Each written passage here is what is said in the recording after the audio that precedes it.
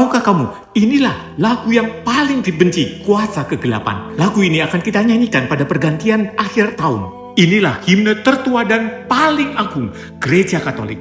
Himne Te Deum Laudamus. Kok bisa menjadi pujian yang tidak bisa ditoleransi kuasa kegelapan? Inilah pengalaman pastoral para imam eksorsis Katolik yang menyatakan bahwa himne Latin ini sering memicu reaksi paling kuat, bukan karena nadanya, bukan karena bahasanya, tetapi karena apa yang ia nyatakan dalam himne ini. Himne Te Deum Laudamus bukan doa permohonan, bukan ratapan dan bukan jeritan minta tolong, tetapi pernyataan iman yang sudah selesai.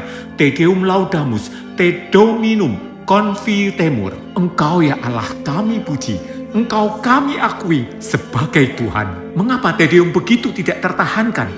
Karena Te Deum tidak berdebat dengan kegelapan. Ia menyatakan kemenangan. Dalam banyak kasus eksorsisme yang didokumentasikan secara pastoral, bukan publik sensasional, para imam mencatat pola yang sama. Saat doa permohonan dibacakan, resistensi masih terkendali. Saat mazmur ratapan, reaksi tidak ekstrim. Namun pada saat Te Deum atau bagian intinya dinyanyikan, terjadi gangguan verbal, penolakan keras, atau interupsi agresif.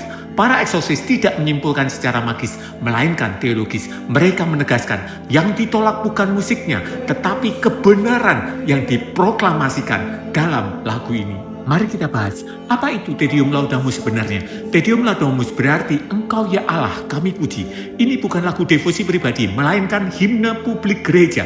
Sejak awal abad keempat, Te Deum dipakai saat gereja mengakui karya Allah dalam sejarah. Setelah kemenangan iman, bukan kemenangan militer.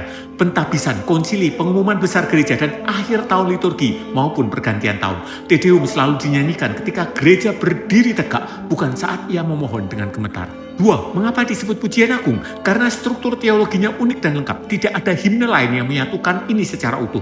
Pujian kosmis, para rasul, para nabi, para martir, para malaikat, dan seluruh gereja di surga dan bumi. Semua memuji Allah secara serentak. Di dalam lagu ini, kristologi penuh dan eksplisit. Kristus adalah putra tunggal Allah yang telah mengalahkan maut dan akan datang sebagai hakim agung. Dengan bahasa kemenangan inilah lagu ini sangat agung. 3. Lalu mengapa dibenci kuasa kegelapan? Karena dalam lagu ini, roh jahat tidak tahan mendengar kebenaran final. Tidak ada dialog dan sekaligus menghancurkan pusat dosa, yaitu ego, kesombongan. Allah yang dimuliakan, bukan manusia yang ditenangkan. Te Deum tidak mengusir kegelapan dengan suara keras. Ia mengusirnya dengan kebenaran yang tak bisa ditawar. Kegelapan tidak takut pada doa yang panik. Ia takut pada pujian yang yakin. Mari menyanyikan Te Deum pada pergantian tahun.